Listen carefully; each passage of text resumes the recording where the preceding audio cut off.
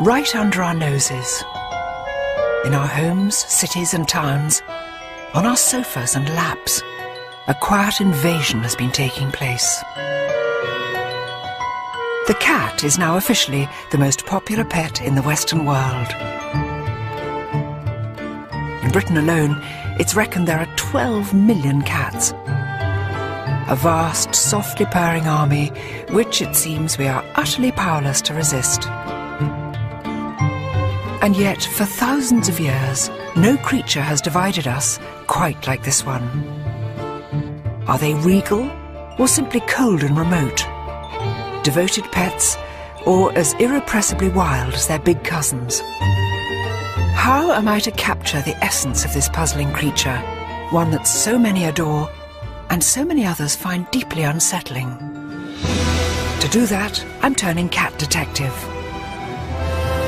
Unravelling this feline enigma everywhere, from the magical tombs of ancient Egypt. Oh, brilliant, it's all done by reflection.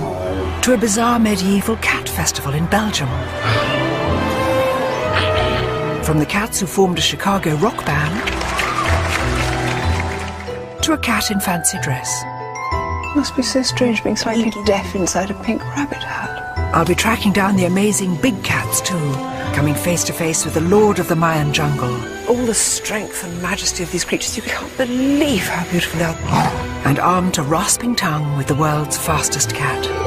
I'm trying to talk normally with my arm being licked by a cheetah. All to discover exactly why it is that cats divide us so much, and how one of nature's most efficient serial killers ended up as our favourite fireside companion. This is my journey into the world of the cat.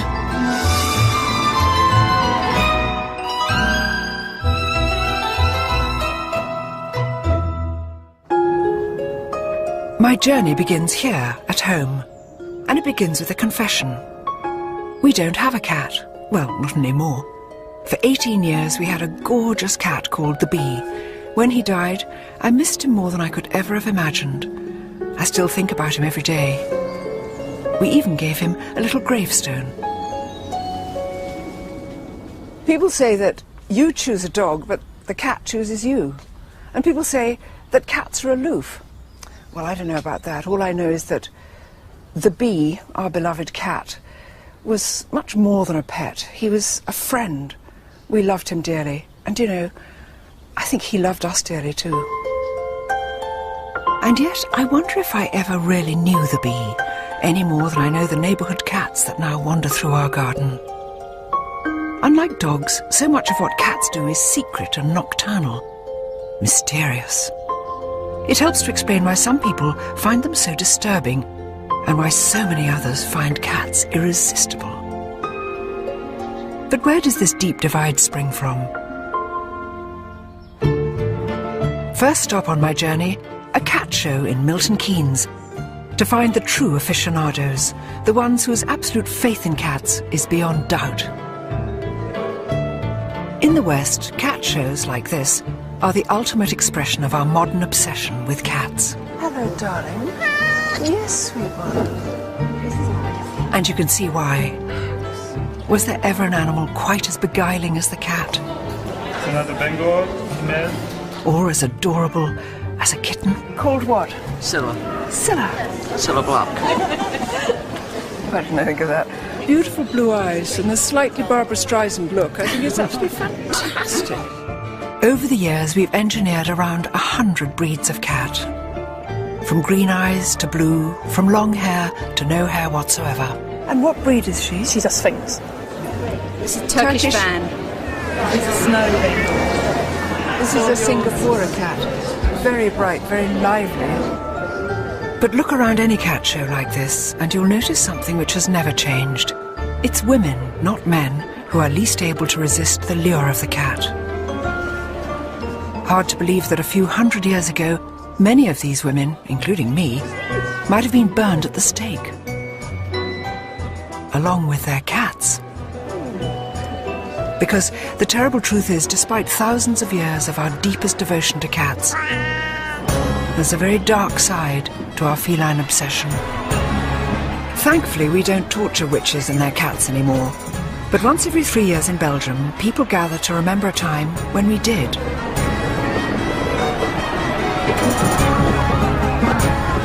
On a warm afternoon in the town of Ypres, their world-famous cat parade is now in full swing.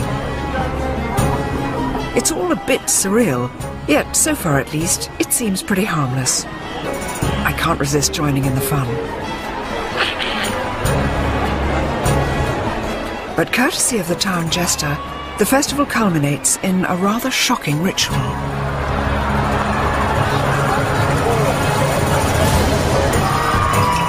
In Ypres 500 years ago, 9 lives wouldn't have been enough for even the sturdiest of cats.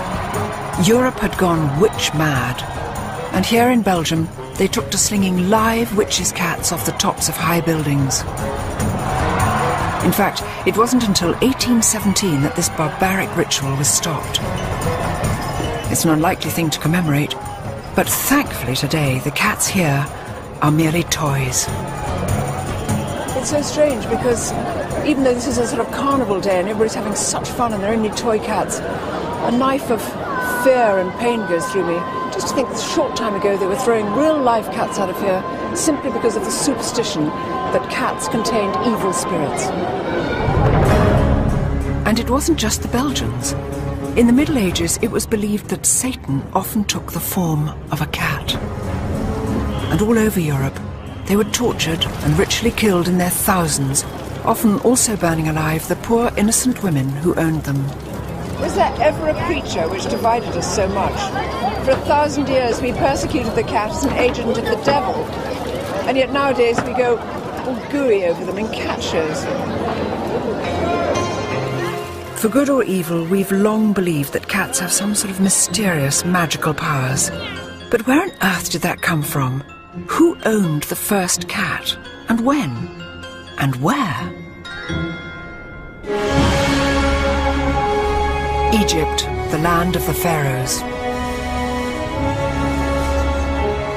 It was here 3,500 years ago that wild African cats first shimmied and sashayed their way into human company.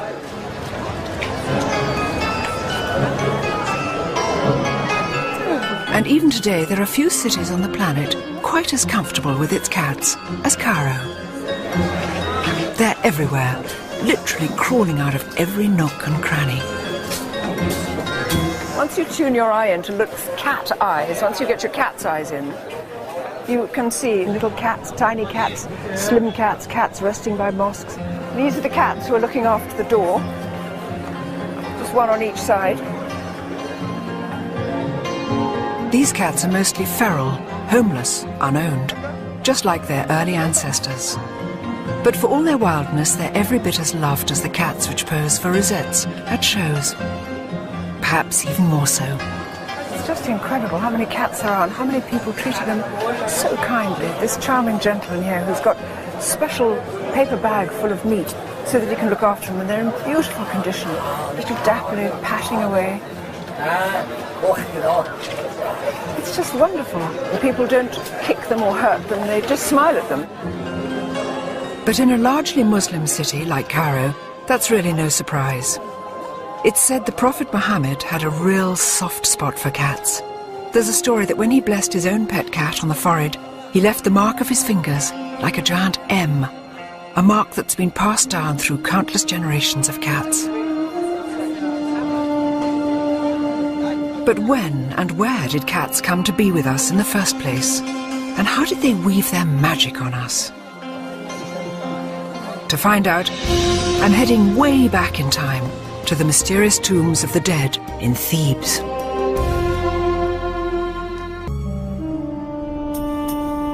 Before they came to live with us, cats foraged for their living in the blistering heat of the Sahara Desert. Hardly surprising then that the rise of human civilization by the Nile seemed like easier pickings. But the early Egyptian farmers got something out of it too. Grain silos attracted vermin. The vermin attracted hungry African wild cats. And before long, a rather remarkable relationship had been formed. A relationship first recorded in an extraordinary location.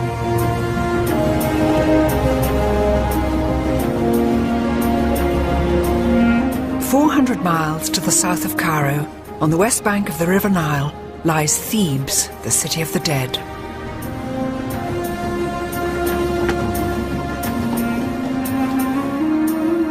It's here that the ancient Egyptians buried their pharaohs and their aristocrats in lavish tombs. Salam alaikum. Shukran. Thank you, shukran. Tombs adorned with murals celebrating their daily lives in intimate detail. This is the tomb of Nakht. He was the royal astronomer, and here's Nakht himself, looking very fine, quite a dark kind of copper-coloured body. And this is his beautiful wife, Tawi.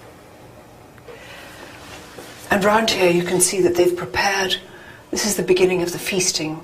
And here we can see them sitting at table, top half of the picture's gone, Nakht's lovely little brown feet, Tawi's little pale feet, and underneath Tawi's chair, the most adorable tabby cat eating a fish.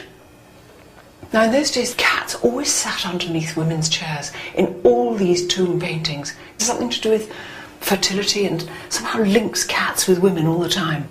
Tawi probably took a fish off the table and said, "Here, Uppers," just dropped it down. It's extraordinary. Here is evidence 3,500 years old, showing how these wild desert scavengers had quite cheerfully taken up lodgings right under our feet. Salam alaikum. How nice to see you. Salam. Can I see the picture of the cat? Huh? Yeah? Thank you. Oh. I've been told that this tomb has more of the story. Oh, look. There's a light. I'm going to just creep in here.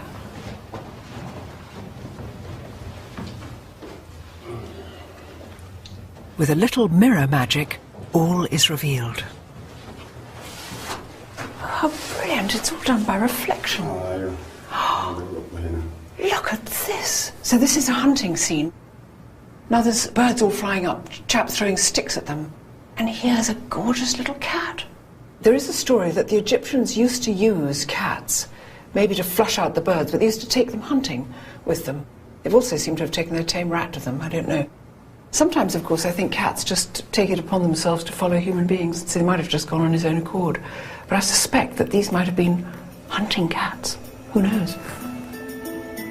It's not difficult to connect the cats in these ancient murals with the cats in our own back gardens. Predatory, solitary, yet at the same time affectionate and gentle. And it's not that hard to understand what happened next either. Maybe it was the big eyes or the mesmerizing way cats move, but the Egyptians very quickly elevated the cat from beloved pet to divine god. A goddess, in fact, naturally. With both a serene face and a frightening face. A goddess whose cult would last over 2,000 years, longer so far than either Christianity or Islam. Today its worshippers are long gone, unless you count the ladies at cat shows. But here in the Egyptian Museum in Cairo, I can still see the evidence of this mighty feline goddess with two faces. This is the lioness goddess Sekhmet, and she is sort of the scarier side of cat divinities. And she's supposed to be powerful, she protects women, and she of course brings warfare and plague, if she so chooses. And she's got a Uraeus snake on her forehead. So that could kill? Yes, that would sort of be a don't mess with me kind of thing. Yes. And right now she's wearing his nice sheath dress and sitting down and being beautiful, but of course the implicit in it is because she is a lioness, she can strike out and kill. And does she have an alter ego? Yes, her alter ego is much nicer and calmer, sort of the cat goddess in a tamer way, and that's Bastet. Bastet, the cat goddess. Statuesque, sublime, the quintessential cat. Bastet was the symbol of love and beauty and music and basically self-indulgence, as you'd expect from a cat. So this is the kind of goddess a lot of people would be having in their house shrines. But look at these ones up here. These are just exquisite. They're fabulous. They're terribly lifelike. I've seen cats looking just like that. Do you like cats? I do like cats. I'm allergic to them, but I like them.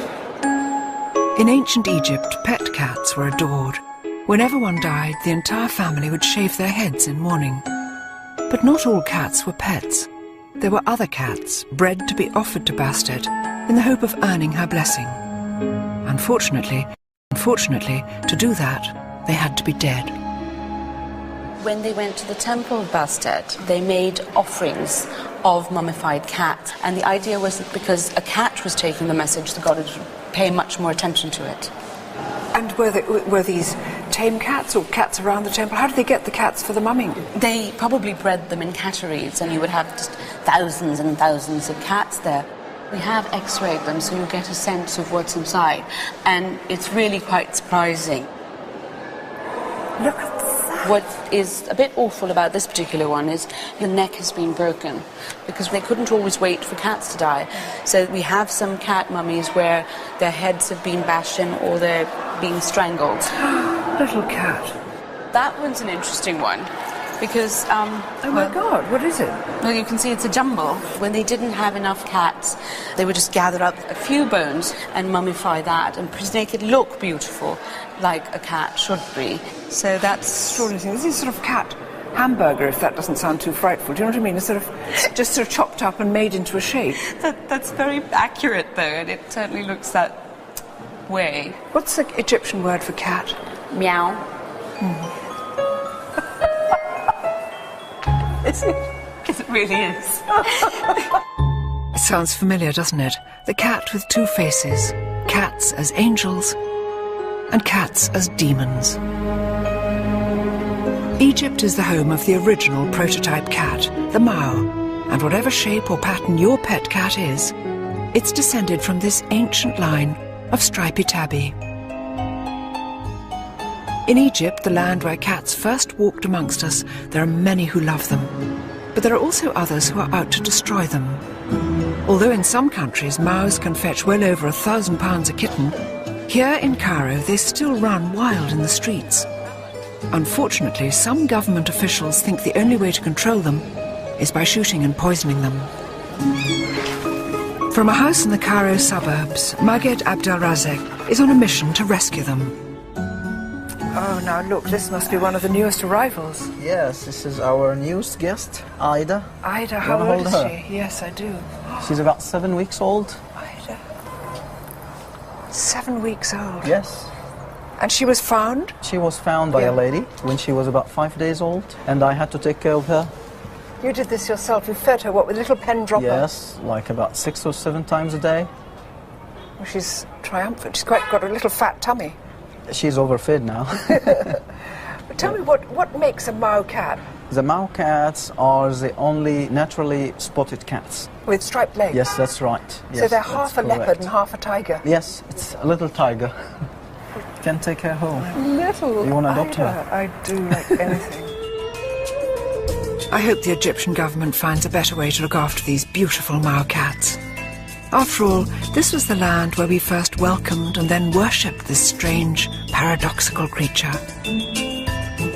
3,500 years later, are we any less torn and divided by this humble beast? Is there anywhere that still accords cats the same adoration as Bastet? Or still harbours fears about their monstrous powers? To find out, I'm travelling to the other side of the world, to the country where the cat is very definitely the queen bee.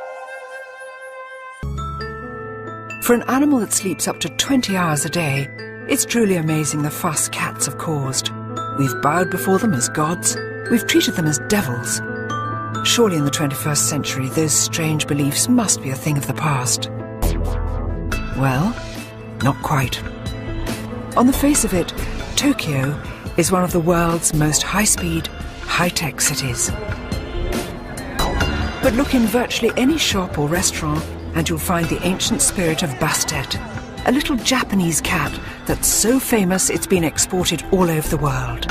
Maneki Neko, the lucky cat, has one paw raised to beckon in good fortune. So for most Japanese, cats are lucky. In fact, they're now so besotted with the real thing, the demand for pet cats here is one of the fastest growing in the world. I've recruited local cat lover Mary Corbett to help me explore a city where the feline obsession knows no bounds and where no self-respecting cat should be caught naked.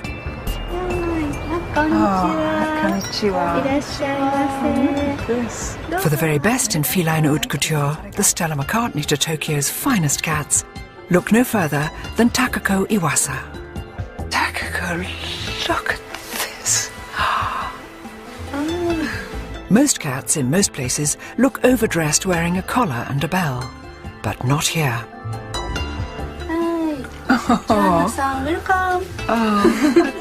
For Takako the cat tailor, cats aren't just lucky, they're the objects of adoration. Takako, where do you get your inspiration from now for making, for instance, I see some extraordinary things. I see little cows' heads here and kind of frogs. わからないんですけど、この右方向の上の宇宙からインスピレーションがやってくるんですよ。 She's not sure, but she received something on the right side of her brain and it seems to come from outer space. May we see some of your beautiful clothes on a cat? Whoa! This handsome, rather long-suffering Scottish foldier is Kotaro, clothes hanger for all Takako's boy cat costumes. Yay! Oh, you look fine, darling. You look quite unlike a cat. He's taken his hat off. Not like Tom Kitten, he doesn't have to take his clothes off. One of her most popular outfits is a frog. Good cat. Oh, darling, good cat. God, he's turning into a mouse now. I wonder what this can do to a cat. Frog. Mouse cat. Oh, you look beautiful. We must never laugh at them, but look how fine he looks. He looks so beautiful. But who can resist a smile when the lovely Prin, short for princess, models her tiara? ちゃんと頭に乗せてくれるんです。 Yeah, she doesn't know another cat that can wear a crown. No. Without securing it in place. I never knew a cat would tolerate clothes. And I think Prin is remarkable, don't you think? Yes. Tranquil and very beautiful. Good girl. Must be so strange being slightly deaf inside a pink rabbit hat. It's hard to imagine the wild street cats of Cairo dressed like this. And yet in both cities, cats are revered like nowhere else. Lucky Cat, Maneki Neko, like a modern Bastet, is everywhere, bringing blessings to the Japanese. And if you look closely, you'll notice a distinct similarity with another strangely familiar cat. Oh, look, Mary, Hello Kitty. Everybody knows Hello Kitty, and she's been chosen as new poster girl for Visit Japan campaign. Oh, look, little kitty like this, with its own little kitty bag. And Maneki Kitty? Maneki Kitty, with the good luck. Yes, giving you the good luck. Fishy Kitty. Oh. Strange, that. Beanbag? Beanbag? Beanbag. Yes. Oh, look, in a kimono kitty. Gosh, it's everywhere, isn't it? And look at all these up here.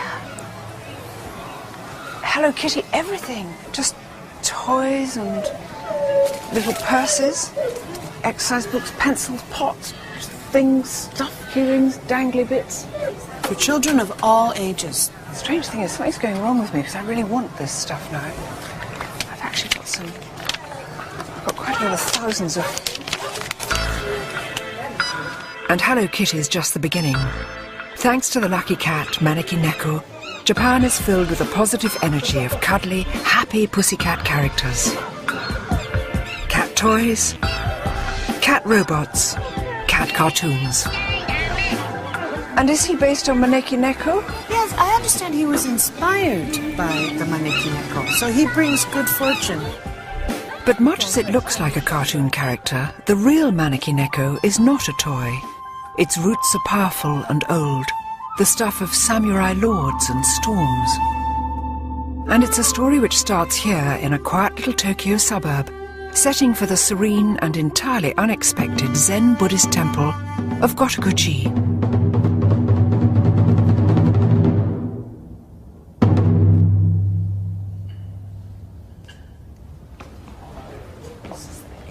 The true guardian of the lucky cat legend is the head priest of Gotokuji.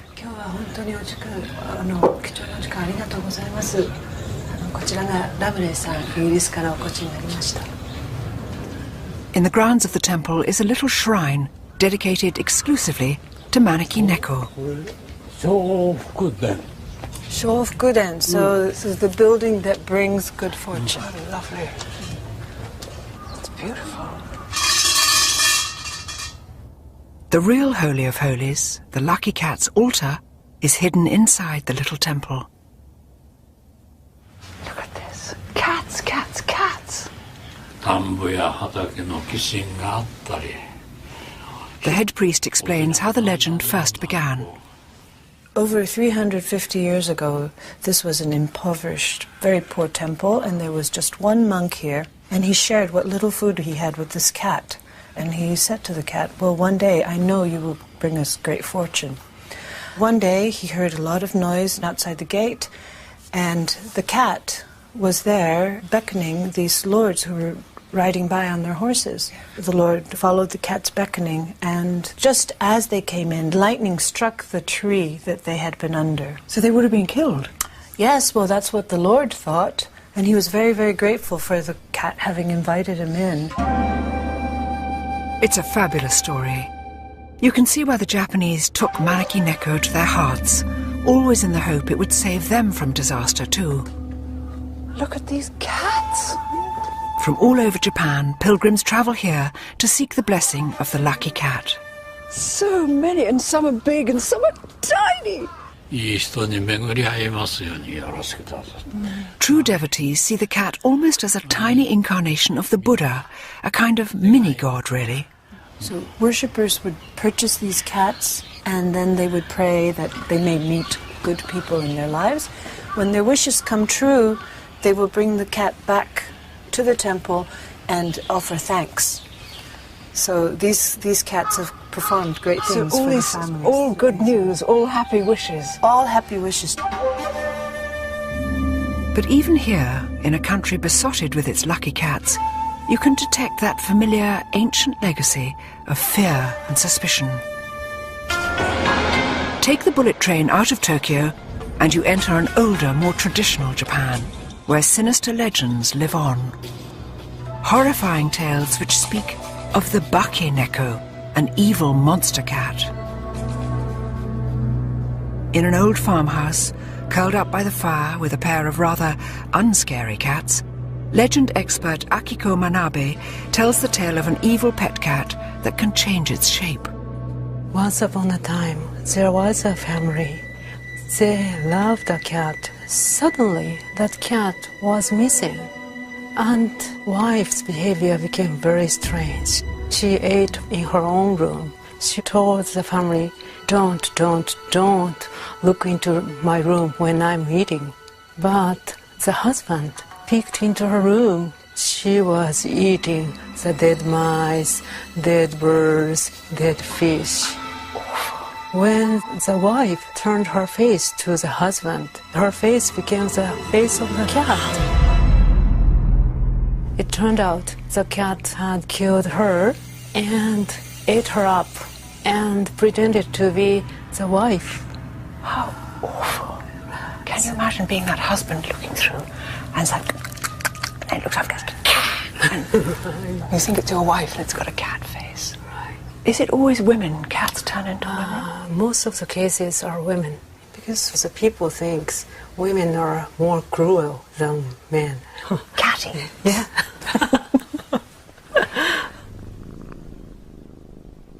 It seems there's such a contrast between the happy, smiling cat who brings you love and luck and this darker side. The Bake Neko cat, which turns into a monster. It seems that even today, we're not quite sure if cats are good or evil. I know what I think, but who knows?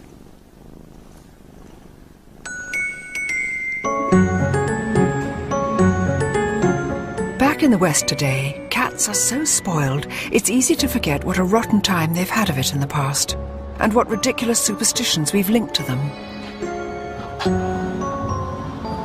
We all know know about witches' cats and black cats crossing your path, but that's just the beginning. Back in the old days, they were routinely flinging cats out of belfries. They used to say that a cat could suck the breath out of a sleeping baby, and that to eat the warm brains of a cat would make you invisible. They said that planting a live cat in your garden would keep down the weeds. We've forgotten now, but for hundreds of years, we used to be terribly cruel to cats. Ever since the Pharaohs, we've been unable to agree about cats. And we still can't really decide whether to love them or loathe them. How could something so innocent and beautiful be so divisive? One man who thinks he knows the answer is top feline expert Roger Tabor. Roger, we've seen cats treated as gods and goddesses. We've also seen them demonised and treated as the devil. Such extreme feelings to the cat. Why is that? It's crazy, isn't it? But in reality, they're just the flip sides of the same coin. We recognise that there is something strange about them, and at the same time, you recognise they've deified it. It's always the otherworldliness. And what is the otherworldliness about the cat? Yes. Well, when you look at them, you've got a package. It's a nocturnal, lone hunter. When you're dealing with an animal which is not a pack animal, then you're dealing with an animal that doesn't like being told what to do. With the dog, you are either the boss or you are bossed. But with the cat, it thinks it through for itself. It's much more independent. So we've always been a bit wary, a bit distant. We understand that they are somehow other, somehow wild, somehow strange. The solitary hunter lurking within. The irrepressibly wild feline heart. Is that why we find cats both inspiring and perplexing?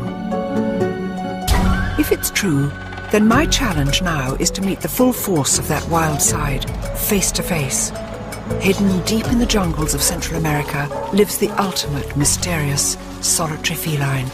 Just like the cats of Egypt, Europe and Japan, the mighty jaguar both transfixed and terrified an ancient civilization. Unfortunately, this great cat is paying the ultimate price for our fear. Rollover Labradors and rollover Cocker Spaniels. In the 21st century, the cat is the new top dog. Globally, there are now over 200 million of them living in our homes. And yet, on this journey, I've learned just how deeply cats divide us. It seems it's their solitary nature which is to blame. But is this the same spirit our cats still share with their wild cousins? The Mayan jungle in the heart of Central America is home to the world's most elusive big cat, the ultimate solitary hunter. Centuries before the arrival of the domestic cat, the Mayans worshipped the jaguar with the self-same mixture of fear and adoration. But actually finding one is a serious challenge. If anyone can help me, it's Mexico's top jaguar conservationist, Gerardo Ceballos. Before we begin scouring the jungle for this mysterious beast, Gerardo's brought me to an ancient ruined city to get a bird's eye view of the enormity of our task. So this is one of the largest ones. Look at that. Gerardo, it's immense. It's huge area. It's probably the second largest in the Mayan world. Calakmul, once a metropolis of 50,000 people, flourished for over 500 years. By 900 AD, this civilization had collapsed, and with it the cult of the jaguar, as the Mayans abandoned their cities for good. So, Gerardo, tell me about the cultural connection between the Mayan people and the jaguar. Well, in Mayan mythology, jaguars were very powerful spirit living in the forest that could cause you damage. On the one hand, they hate the jaguar because it's killing their cattle and their goats, but on the other hand, they really respect it. It's a mixture of like a mystical respect, but also a lot of fear to the jaguar. They must have been extraordinarily elusive to see, because somebody said that seeing a jaguar is like seeing vapor, like a mist. You're staring at it, exactly. And you don't know if you're seeing a jaguar. Respect and fear. It sounds so familiar. That same ancient response to the cat, mirrored here with America's top jungle predator. Wow! Look at this. Very impressive. So everything is like probably 1.5 million hectares covered by forest. But you can't see, apart from these ancient pyramid sort of buildings, there's not another There is building not a single person inside here. in 360 degrees, all the way around, nothing. Nothing. It's dense forest now, but 1,000 years ago the Mayans destroyed their own way of life by greedily chopping down the precious trees they needed to sustain life. God, this must have been strange, a treeless metropolis. Exactly. When the Mayas collapsed, it was more on a local or regional impact. Then a lot of the species, like the jaguar, they were able to move to other areas where there were forests and survive. What is happening today is that we're destroying all the forests, you know. So the jaguar is in danger and it disappear. Yeah. If we cut it down now, they've got nowhere to go. Exactly. I'll do whatever it takes to look one of these big cats in the eye, to see if I recognize the wild heart that beats inside every domestic cat, even if it means getting up at 3 in the morning. We know less about the jaguar than about almost any of the other big cats, and that's because they're so hard to see, and they're so very shy. But this morning we're going to have a very good shot at finding one. We've got a bunch of dogs and a bunch of men here to see if we get lucky.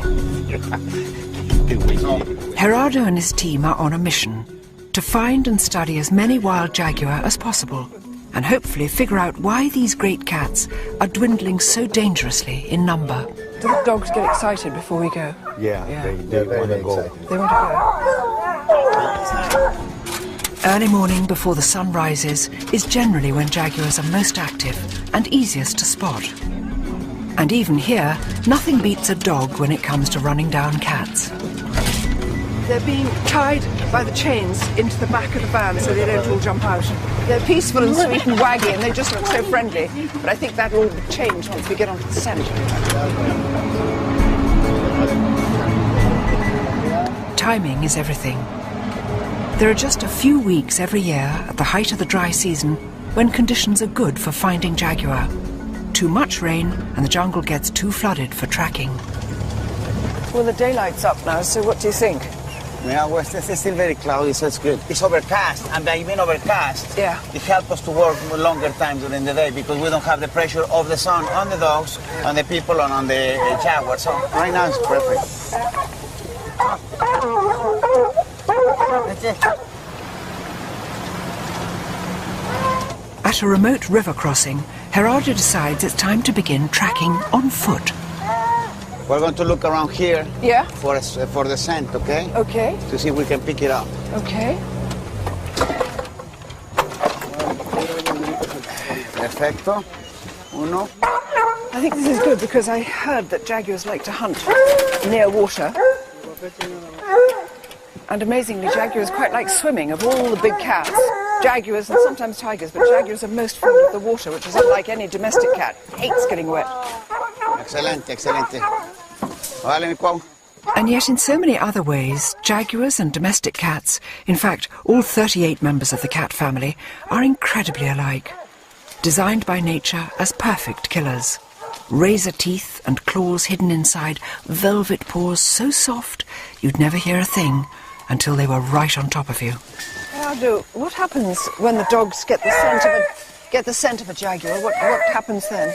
They will start to howl and bark really loud, and then we will release them, and then all of them will start to run. Then the jaguar hopefully will climb up with the tree. Yeah. We will arrive and dart it, put it back here, and then do all our work of measuring it and on the forest floor, yeah, tataking blood samples, all kind of information that we need from that animal. Gosh, better catch up. Yes.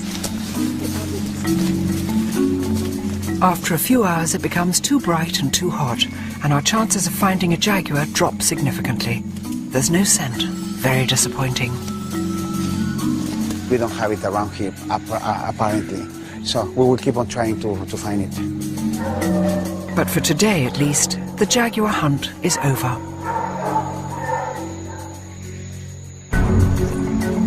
Next morning, we're up again at the crack of dawn, followed by several hours tracking through the forest. But still, nothing. I'm I'm starting to think jaguars really are just misty vapours, a feeling not helped by some very unseasonal rains, which fall every single day. Gerardo, this is supposed to be the dry season. Is this climate change? Because it shouldn't be as wet as this now, should it? No, we have some unusual rains. It's not actually typical to have any rain. After several days of searching, I'm still no nearer my first jaguar. It seems my luck has run out. I just can't believe it. This is supposed to be the dry season, and it's turned out to be the rainiest of rainy seasons. And we've been going out with the dogs and tracking and waiting and looking and doing every possible thing you can think of. Didn't appear, not one sign, not one sniff. So we're just going to have to call it a day.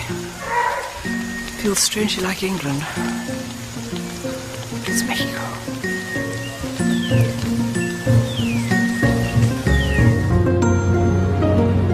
But my luck may be in after all. It seems there's another project not too far away that could help me see what I came here for.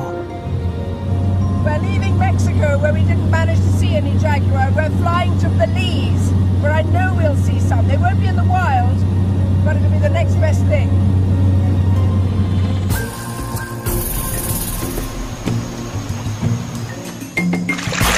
A 100 miles as the parrot flies, in another part of the same Mayan jungle, is Bowden Creek Ecological Preserve.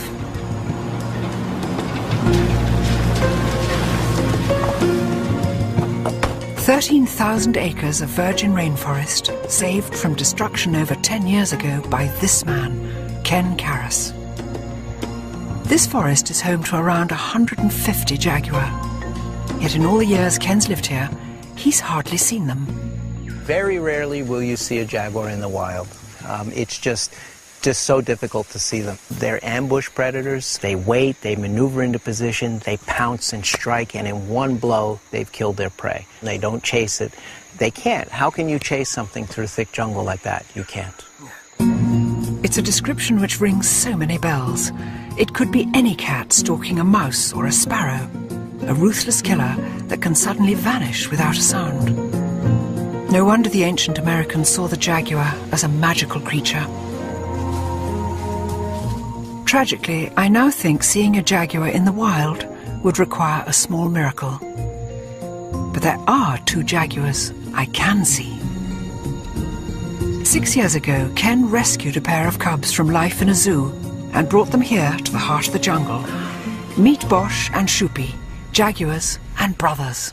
Look at that great black creature. Look at that. Oh, look. So where were they born? They were part of a captive breeding program, and instead of going to a typical zoo in Mexico, we decided to bring them here to help with getting people to understand conflicts with jaguars in the area. Ken, there are going to be people who say huge cats like this shouldn't be kept in an enclosure. Well, they can't go into the wild, can they? No. You know, they would not be able to survive. They don't know how to hunt. Some people might say, well, maybe we can train them like we train cheetahs or others to go back wild, but we don't know enough about them. Jaguars are the least studied of all the cats, because how do you study something you can't really find every day? And, you know, what we really want people to understand is here's what they're like. Here's this great icon. Yeah. And there they are out in the forest. Yes. And that forest is teeming with them. And this is why you have to save that. Exactly. I can't believe how beautiful they are. The dark and the light, the yin and the yang. And here's Bosch, black as anything, with just dappled things. And Shupi, coloured like sort of sunlight in the dappled forest.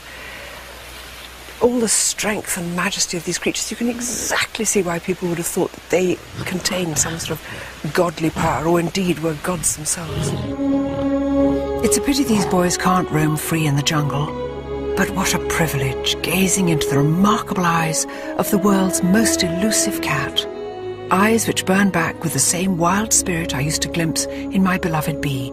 The same spirit you can still see in every cat alive today. The mystery is why these stealthy little predators ever chose to move in with us. I mean, I know we feed them, but They're naturally solitary, they're naturally wild. And they don't do as we tell them, they're not obedient. Maybe that's what some people find so ghastly about them, and what so many millions more like me find so enchanting and adorable. Next time, what happens when we do try to make cats conform to our world? Cats that perform tricks? Cats that wear neckties and false nails? And the big cats that refuse to be tamed, and whose future is now in danger?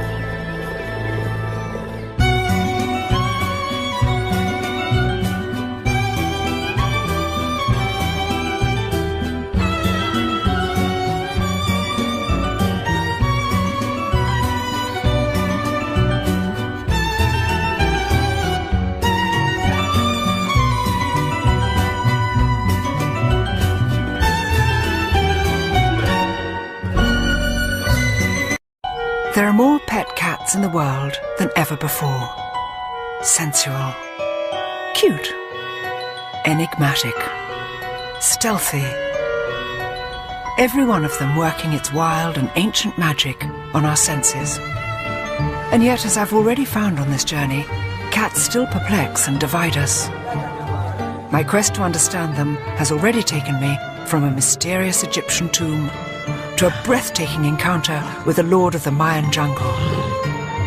I've learned that inside every cat lurks the same wild hunter spirit, and that's despite nearly 4,000 years in our company.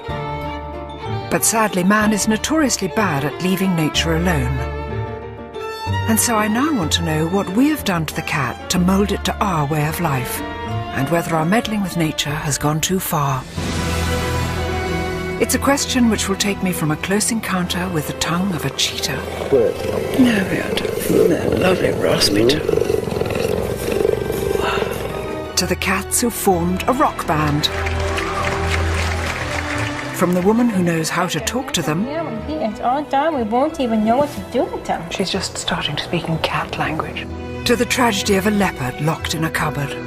She put him in a closet, and that's where he lived all day long. I mean, how he survived that, I don't know. I want to discover whether all is well with one of nature's most enduring partnerships. Between cat and man. Or, of course, woman.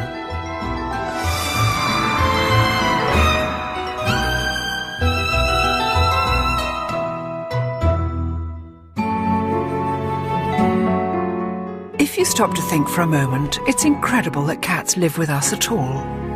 Under the genetic microscope, they've barely changed from the wild, solitary creatures that once roamed the Sahara. Back then, there were no cat packs, no cat herds. It was a true loner until it found us.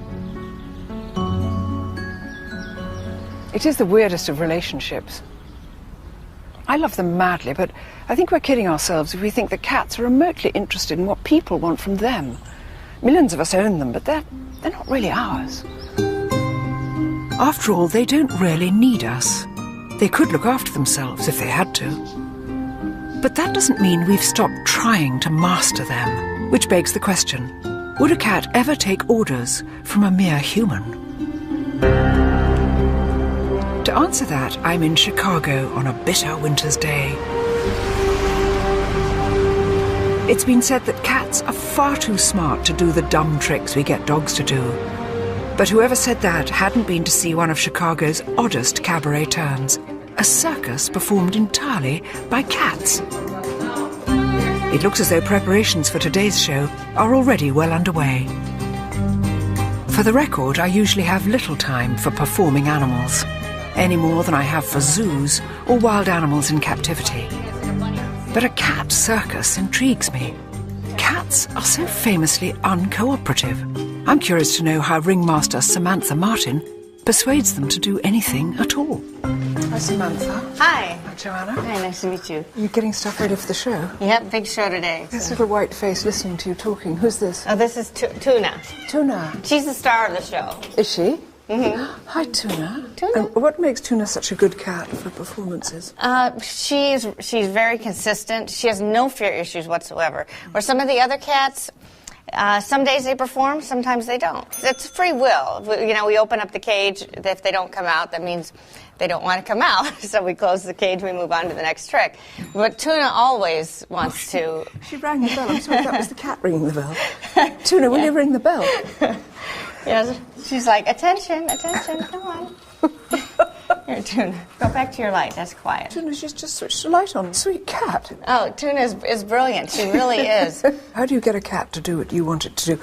I can see you're giving her small rewards. It's a lot of it has to do definitely with a special treat. You can train a cat to do just about anything you can train a dog to do. But then where a dog will just be like, I don't care if I only have 2 breaths left. Whatever you want from me, I'll give to you. And cats are like, I don't think so. Dogs will work for love, where cats work more for, they want a payoff. They want to see the contract up front. They're hard negotiators. Are they your pets as well as your performers? Oh, absolutely. The cats all live with me. Not going to say how many cats I have, but I always say I'm single. I'm going to stay that way. Do you think Mr. Wright is working out there, Mr. Cat Wright? Somehow doubtful, because not one guy has asked me out after the show. And I wear this sexy cat outfit. Come on. When they said cat circus, I didn't know what to expect. Certainly nothing as much fun as this. And the slight dangerous quality of will they, won't they. Very exciting. Can't wait for this afternoon's performance.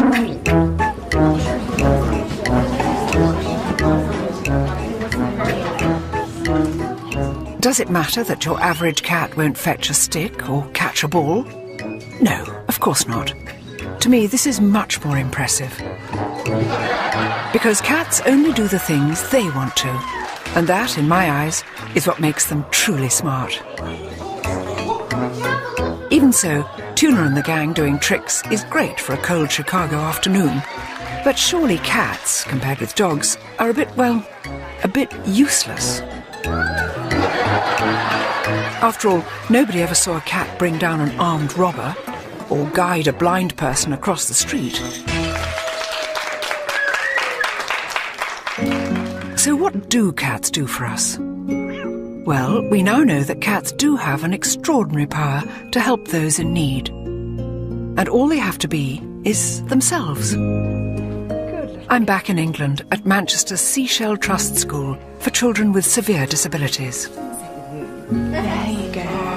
You hold him. Most of the time, these children struggle to communicate with the world around them. But when a cat enters the room, they blossom. This is the sweetest little cat because it's just sitting here very, very gently. Here we are, Gabrielle. Yes, you're lovely. Yes, you're lovely. Mio is a pat cat. That's Pets as Therapy. In Britain, there are now over 100 therapy cats like Mio, and the number's growing all the time. That is sweet, sweet cat. And the cat is very, very gentle, very peaceful, this ragdoll. He's obviously used to it. And you can feel lovely thrumming purr of this creature through here. Yes, he's purring, yes, he's purring. There you go, Jenny. You got the cat? And you can see the enjoyment. The faces light up when they have the animals in. He tends to snuggle in. It's amazing. Most of the animals just know that they're dealing with children that have got special needs, and they adapt to the situation really nicely. And also there's some children that won't communicate with people so well and will talk to a cat because they're non-judgmental. And also for people who don't want to be touched, it's nice for them to touch something as soft and comforting as a cat. Yes, and to be sat on. I always feel thrilled when a cat comes and sits on my lap.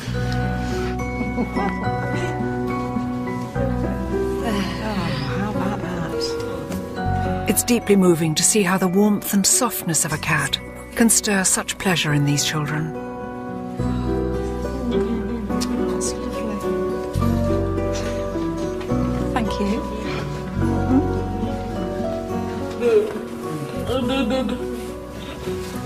She's busy watching the good boy. Gabby.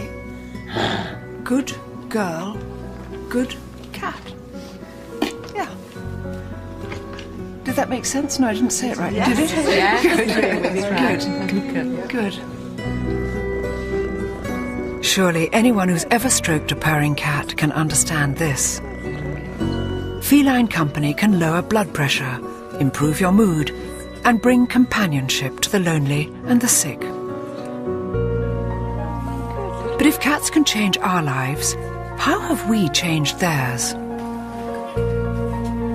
What price have they paid for our insatiable need to muck about with nature? I mean, this is really one of the strangest little beasts I've ever held on my lap.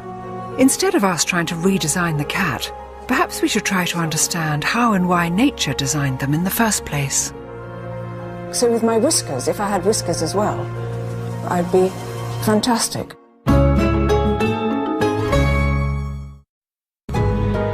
Cats, our favourite 21st century companions. But keeping a cat as personal stress buster is quite a recent thing. For thousands of years, we used them almost exclusively for one job, and one job only: pest controller. And for that, they were supremely designed by nature as one of the world's most efficient killing machines. What is it that makes a cat a triumph of evolutionary engineering? That's something I can now literally see for myself, thanks to the pioneering work of scientist Alvaro Casanelli and his peculiar invention, a cat's whiskers headset. Alvaro, will you explain this extraordinary headpiece? Well, it's a mask that gives you the ability to sense the space around you, like having cat whiskers. Of course, you don't see them because they are made of light and motor vibrators. So when something gets close to you, you start vibrating. The closer you get, the more vibrate. Should we put it on? Yeah, that's right. It looks a bit Hannibal Lecter, but you know, yeah, I like the look. It's to be used in the dark, so nobody will see you. Perfect. That's okay. It looks beautiful. So now I will just switch on the motors. Are you ready to have superpowers? Oh, don't. Oh, God. Oh, God, how weird. Yeah. The mask is sending everything wirelessly to this computer.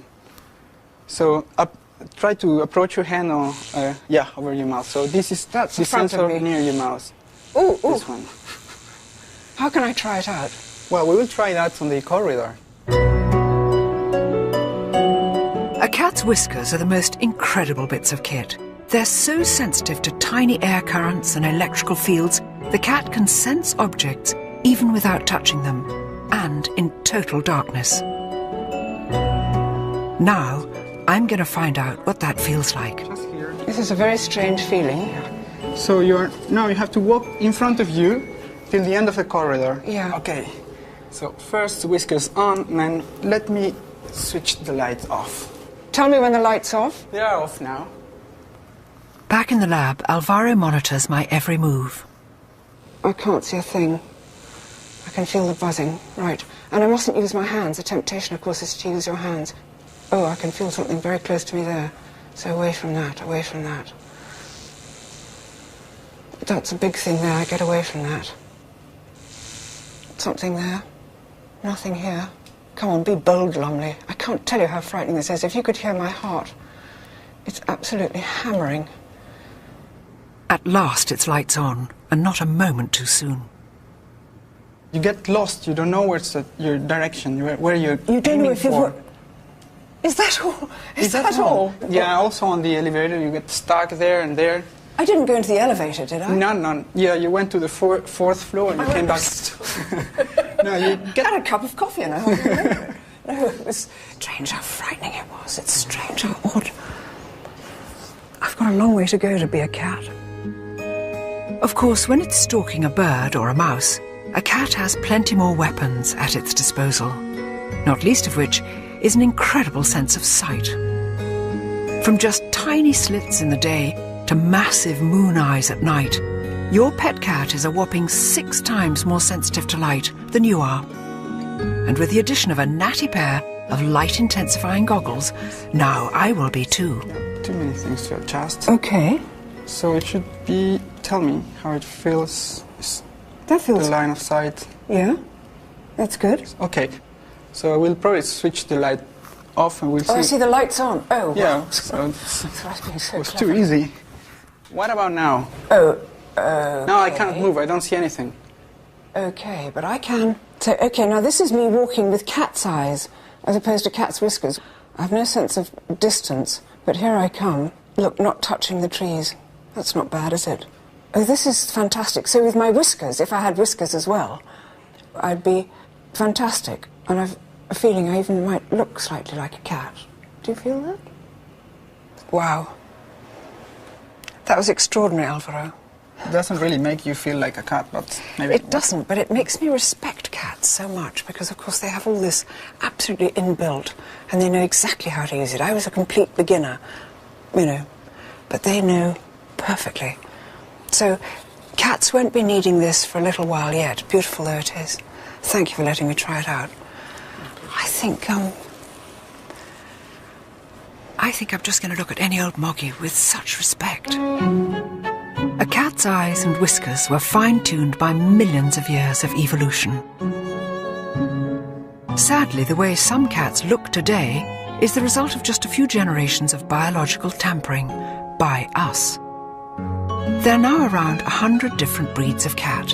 Fat ones, skinny ones, flat noses, pointy heads, big balls of fur, or no fur at all. But are they really all the product of our attempts to improve on nature? With the aid of a few hand-picked pedigrees, top cat biologist Roger Tabor explains. It's strange looking around at all these cats, Roger. They're all, well, obviously very different. Did we breed them all to look like this? The simple answer is no. Natural selection has happened just as much as man's hand or woman's hand, because a lot of breeders are women. For example, in a hot climate, you will find, by and large, lighter cats, slimmer cats with shorter coats. When you move away to the chillier north, there's this whole group of really heavy-built, long-haired cats that evolved, and then some of them, of course, we've changed ourselves. But in a funny way, they're all roughly the same size. And yet dogs, when I think of things like a Chihuahua and a Great Dane, why is there such a difference in the size of dogs and really not so much in the size of cats? Dogs are different because through the centuries, dogs were selected for jobs. Yeah. So you had big dogs doing big jobs and little dogs going for yappy down holes and things as opposed to ripping things apart. With cats, there has not been this selection pressure by us to get the animal working. Because all we really wanted them to do was to look after our grain, didn't we? Absolutely. Mice and rats was our cat target. And they come as one size, so as long as the cat can get them. Do that. And therefore, actual positive breeding in the way that we do it now is very recent. We've been doing it to dogs for centuries, and now cats are fast catching up. By playing mix and match with genetics, we're designing ever more exotic shapes and sizes. But how far are we prepared to go? For some of the world's strangest experiments in cat genetics, there's only one place to look: America. I'm heading for an encounter with a munchkin. That's a cat. In fact, it's the feline equivalent of a dachshund. And it's earned breeder Terry Harris a nickname in the world of pedigree cats. Meet the Munchkin Queen. So the first munchkin, as far as you know, was a natural development in the cat. It was just a cat which happened to have short legs, is that right? That's correct. It's a naturally occurring spontaneous mutation. Yeah.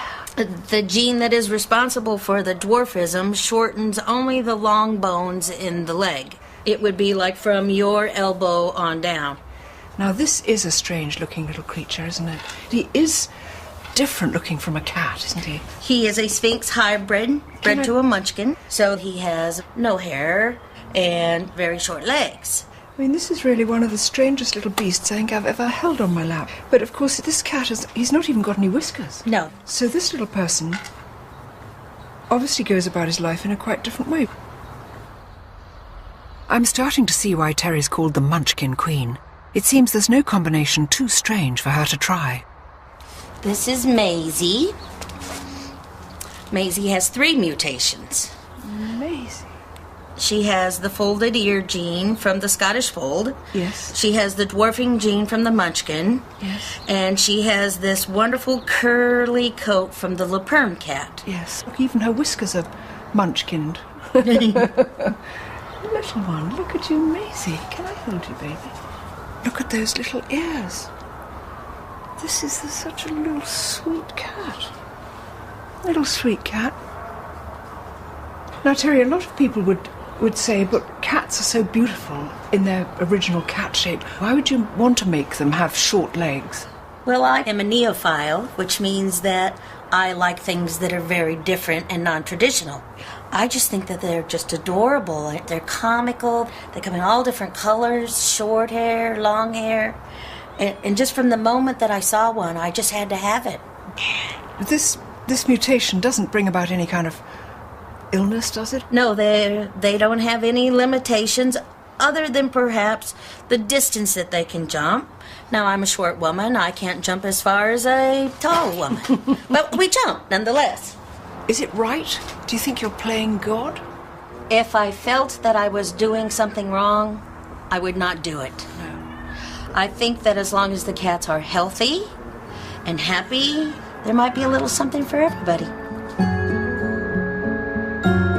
I do worry that we're taking things too far. If this is the Dachshund cat, what on earth comes next? A Chihuahua cat? A Great Dane cat? Is nature's work so unsatisfactory that we must constantly meddle with it? Next stop, the cat being made to look like a lion. Handsome man. Hi, Romy. And the lion someone wanted to behave like a cat. Just living in a basement. Living in a basement. People are extraordinary.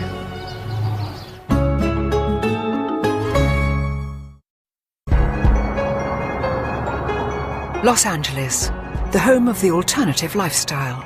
The world capital for lavishing more money than sense on your pet. In LA, people who want a designer lifestyle for their designer cat bring them here to the best little cat house.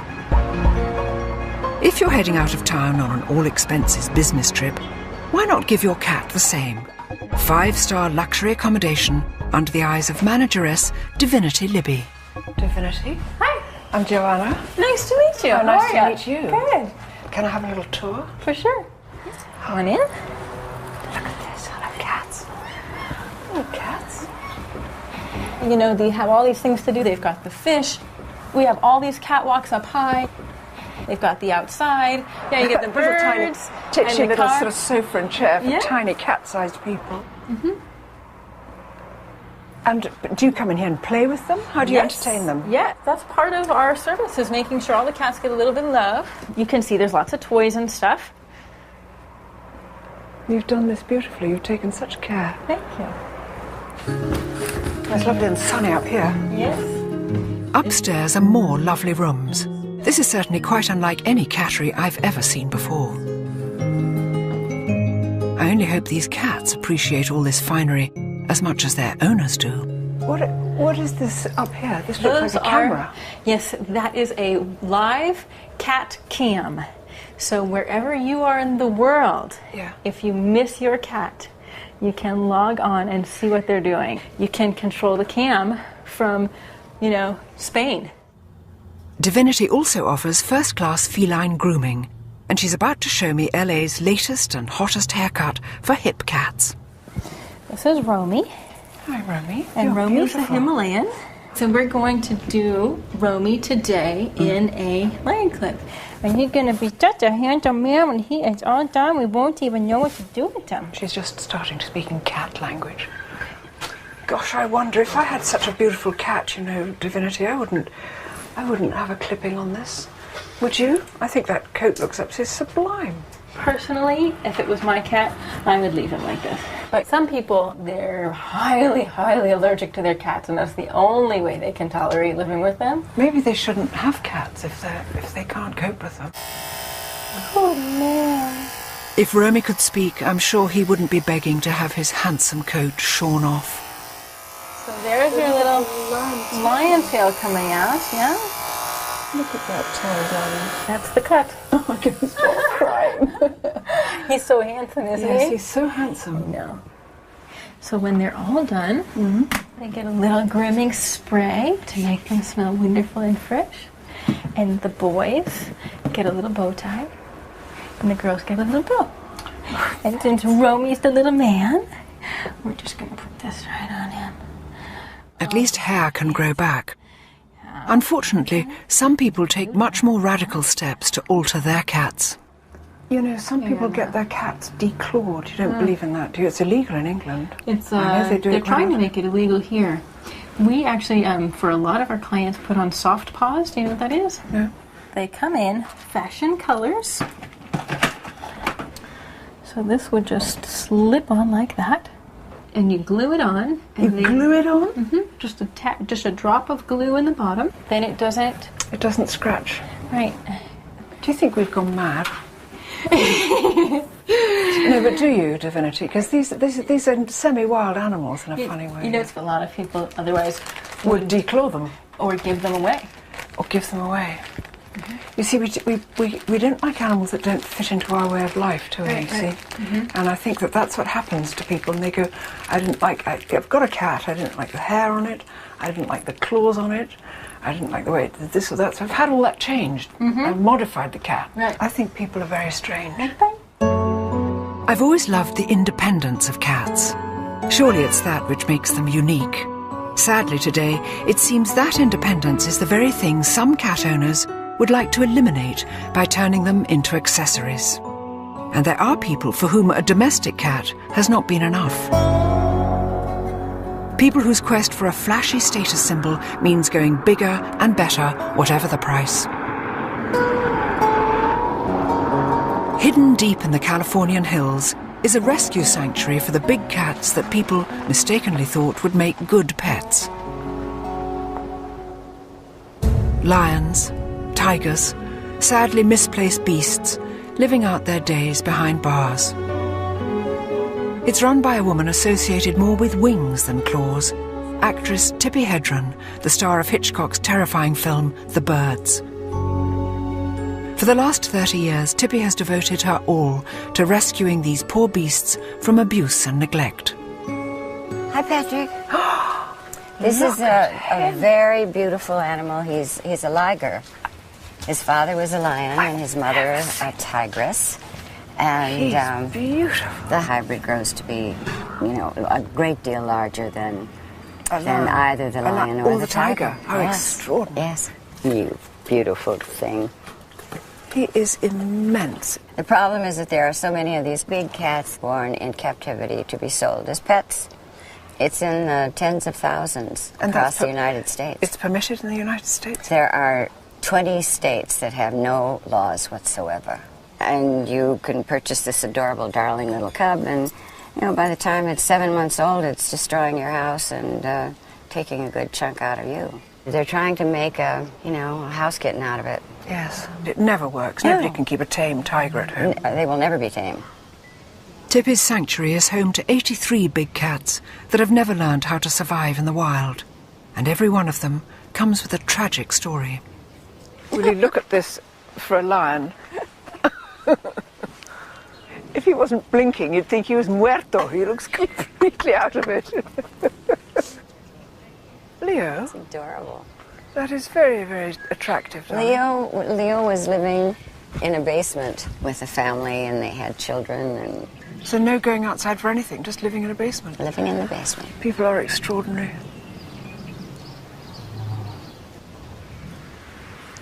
This beautiful black leopard was purchased in Texas for $6,000. And as he grew, he was scratching the ladies' satin sofas and chewing her Jimmy Choo's shoes. So she put him in a closet, and that's where he lived all day long. And finally, they brought him in a zippered clothes bag in the trunk of their car. I mean, how he survived that, I don't know. It must be very difficult to know when to draw the line, because you must want to rescue every animal in need, but you've got a limited amount of space and a limited amount of money. Limited amount of money. Yeah, what do you do? It's so huge that I can't even think about how we do it. People say, how do you do this? How do you manage this whole thing? Because it's emotional, it's maddening, it's frustrating, it's a constant worry. It's 24/7. Yeah, it is 24/7, 365. Even celebrity pets are not immune. When a certain superstar's mansion hit the rocks, These two beautiful tigers ended up here without a single cent of support money, or apparently even a phone call to see how they are. There are some terribly sad stories which have brought these creatures here, but Yes, now that indeed. they are here, this is truly a sanctuary. It's a kind of Garden of Eden you've made for them here. Yes, and it's a lot of work and a real labor of love. And I love these animals more than my next breath, but they're not pets. No, that's true. They're wild. Yeah. And you can't take that out of them. Man really can be very poor at knowing how to live with nature. And yet we do have this ancient compulsion to share our homes with animals. I'm visiting a cat rescue sanctuary in South London to discover what happens when that compulsion gets out of hand. This has expanded so much since I was last here. It's actually twice the size. It's twice the size. This was next. For the past 30 years, my old friend and ex-top model, Celia Hammond, has made it her mission to help cats in need. Yeah. Hello. So, and these are what? All This is waiting- all today's intake for surgery, various, nutrients and various other rocks. Quite a lot to get through today. Do you get pedigree cats in here as well? As unwanted, we often get pedigrees, but particularly Persians, because people can't be bothered to groom them.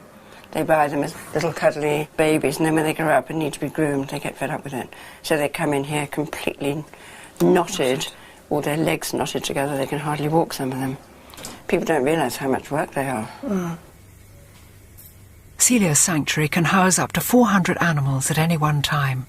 As well as a neutering program, Celia aims to rehome as many unwanted cats as possible.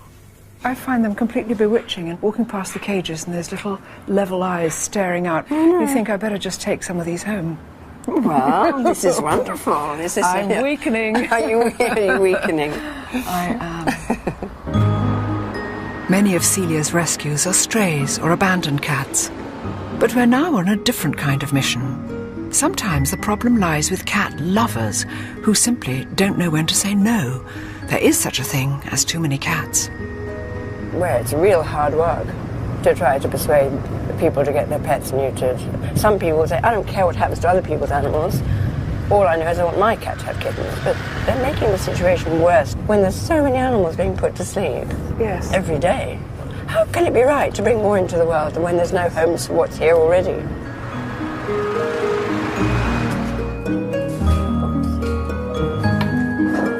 We've come to meet Valerie, whose collection of cats is not going down too well with the neighbours. Hi, Valerie. Hello. Hi. Hello. Hi, Valerie. How are you? How nice to see you. Oh, look, you've got a little person here. Yes. It's so cute, this one. Called what? Oh, I'm giving it a name. You haven't got names. No, it's a baby. Oh, come in. Valerie now has 21 cats crammed into her tiny flat. At the moment, they all look clean and well fed. But without some drastic measures, soon she won't be able to keep up. Look. Cats galore. Hello, kittens. Hello, cats. And are they mostly related to each other? Yeah. They're all one big family. One big happy family. But Valerie, look, you absolutely love cats, don't you? When did you fall in love with cats? Can you remember? I love cats from when I was a little girl, really, But I started off with one cat. And my one cat had 5 kittens, and I got that cat done. But the kittens now, I didn't know how young they had start off with having kittens. And it's accumulated, you see. This is like that thing of when I was going to St Ives, I met a man with 7 wives. 7 wives had 7 cats, or seven cats had 7 kits. And suddenly it just goes out and out On and out, and doesn't on, yeah, but I'm having no more kittens now. I can't afford them. They eat a lot. So what are you going to do? You're going to get them neutered? Yeah, I will be getting them neutered. I've got 2 neutered already. Was it 3? But Celia's very helpful in that section there. We're going to get them all done, Valerie, aren't we? Yeah, need to get them all done. It makes I sense, can't take doesn't Yeah, they eat more than me. I What feel do they- sorry for myself in the supermarket when I look. It's all cat food. I hope people don't think it's for me. I think Valerie simply hadn't realised how quickly the numbers would explode. But for some people, and strangely enough it's nearly always women, compulsive cat hoarding is now a real and recognised clinical condition. What's happening? They're canoodling down here. They're not muted yet, and they're canoodling. Canoodling. Stop it. Valerie, I think we've got to stop the canoodling eventually, haven't we? Because Yes, too much canoodling and you'll suddenly have 4,000 No, I won't. I'll be cats. slim.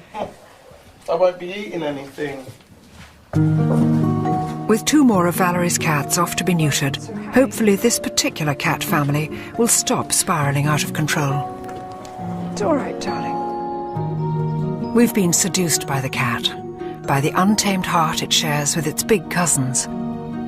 It's a privilege to live side by side with them, but with that comes responsibility.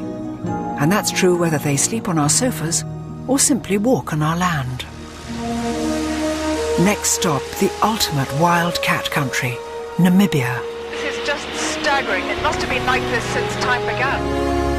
where I'm about to come face to face with a cat we're in danger of wiping off the face of this earth. I hope you like flies. I don't mind flies.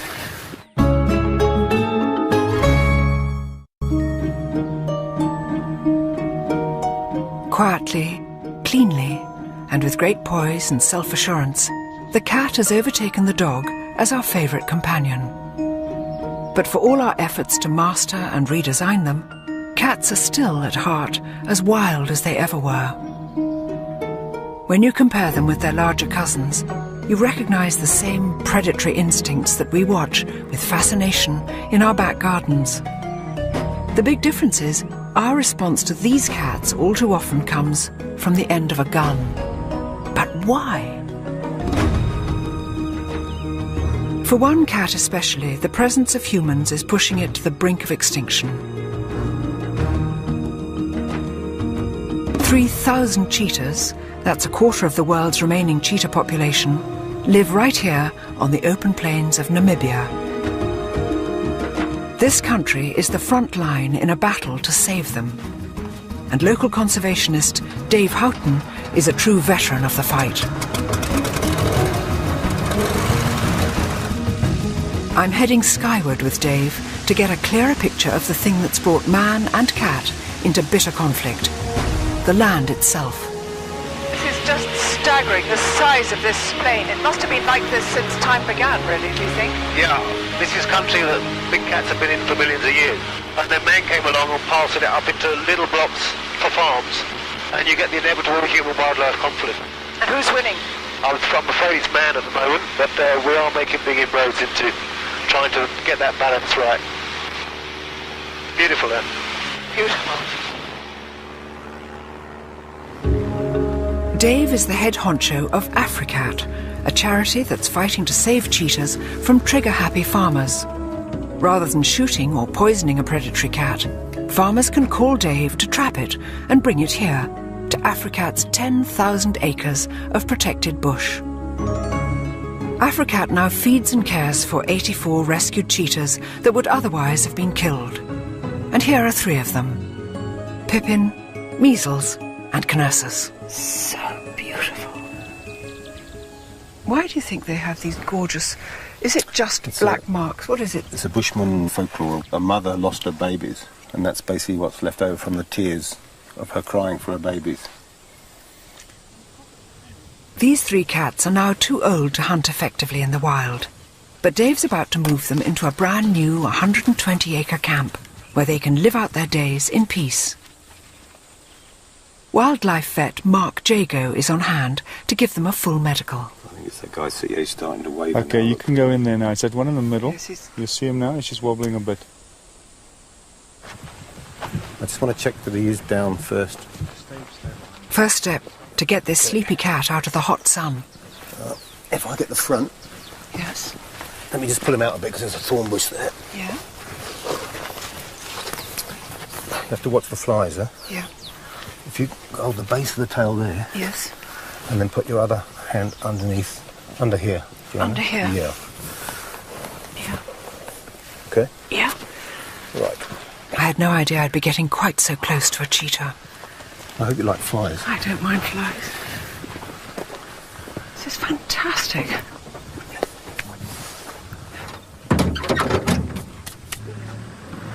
Next, we head off to the clinic for a full health check. We're going to start here with the eyes. check the eyes out, make sure there's no injury, anything like that. And you can see how the pupils are incredibly clear. 100%. Right. To make myself useful, I've agreed to some heavy-duty grooming.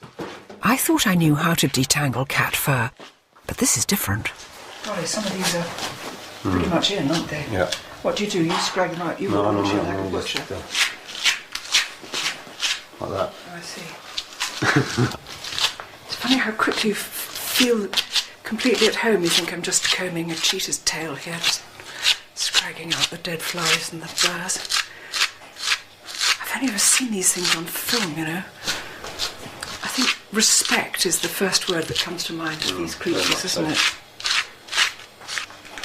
Whenever possible, Africat releases rescued cheetahs well away from the farms where they were captured. But sometimes the young, the infirm, or in this case, the elderly, become too dependent on us to survive on their own in the wild. Which is such a shame. Well, tell me, an animal like this, which does 80 miles an hour, how can it ever live a natural life in captivity? It can't, can it? So you can keep it groomed and healthy and alive and everything, but it wouldn't be living like a cheetah. No, I think it's something we've got to recognise. That, you know, as much as we try and improve the conditions in captivity, what we really are working towards is looking at the animals healthy, happy, and conserved in the wild. Yeah. Because that's where they should be. It's reassuring to know there are projects like this. But it's depressing to encounter yet one more example of mankind's inability to live and let live, especially where cats are concerned. Oh, phew. Once our 3 patients have recovered from their drugs, it's time to release them into their new enclosure. One for me? Yeah. Dave's wife, Carla, lends a hand. Just gently stick your fingers in the hole. Are we ready? Yeah. Ready? Hang on. I normally just put my fingers half in the hole because then you get a bit of... Yeah. Okay? Okay, go. They came out of that like sort of rocket. It's kind of quite frightening because as you put your fingers just there, there's this sort of excited head comes banging up, and without being too sort of scaredy cat, you sort of think, I don't want to lose the fingers. Too old to hunt they may be, but now Pippin, Measles and Knursus will have plenty of space and protection from the gun.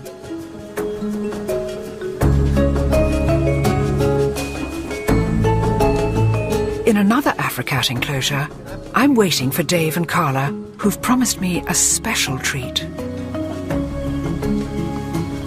God, look at that. That's wonderful thick purring sound. Hello, darling. Come on, you can stand lay in the sit in the shade. Come on. Pugsley and Gomez, rescued as tiny cubs when their mother was killed by a farmer. There was no choice but to rear these 2 stunning creatures by hand, which has made them pretty much as tame as a cheetah is ever likely to be. There's my boy. Yes. There's a good boy. Huh? Look at your eyes. They're huge, aren't they? Where's my boy? No, we are that lovely raspy tail.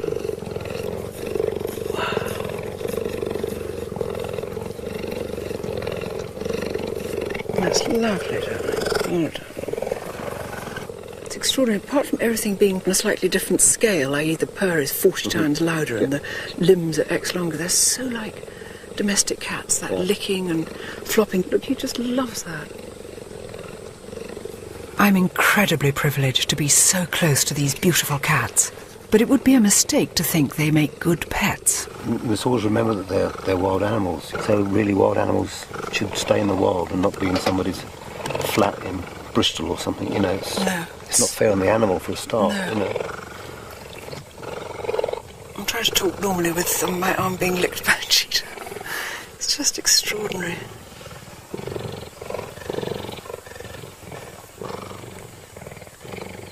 This is so good of them to come and... well, there we are. Just like a cat. But to do that graceful thing of welcoming a stranger was very nice.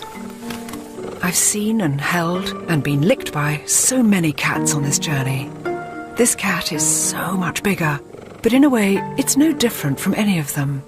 The throbbing purr, soft fur, needle-sharp teeth, the faraway look in the eyes, and the calm that comes from the presence of something so free and untamed, just like our cats back home.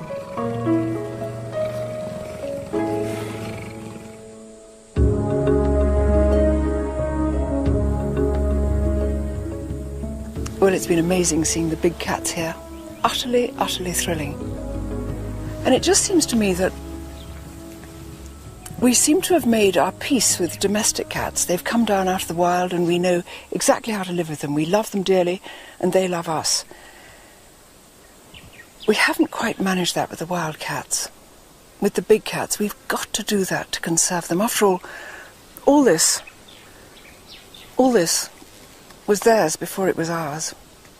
So we've got to learn how to share it, I think. Hopefully the Namibian cheetahs will survive. Their domestic cousins, meanwhile, are in no such danger. What a fascinating journey in their company. From an Egyptian tomb to cats with short legs, cats dressed as mice, cats thrown off tall buildings, cats simply too gorgeous to resist, and cats in the Mayan jungles of Belize. All the cats I've met have shown the same wonderful sense of independence. And I think to truly love these animals, you've got to appreciate the wildness in them. That free spirit which still burns so bright after nearly 4,000 years in our company. And more than anything else, it's the untamed heart that bewitches me. Makes me proud to be a cat woman.